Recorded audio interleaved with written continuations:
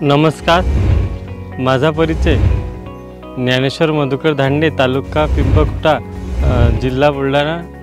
मी माझ्या शेतात नवनीत ही व्हेरायटी लावलेली आहे। तरी 2 जूनला ही व्हेरायटी मी लावलेली आहे आणि हे व्हेरायटी असे मला आढळून आलेले आहे की कमी प्रमाणात म्हणजे पानं कमी आहे लागलेले आहेत आणि माल भरपूर आहे। कमीत कमी 40-45 कैरी लागलेले सध्याच्या परिस्थिती आणि बोंड मोठं काय 5 बोंड आहे त्याच्यामध्ये।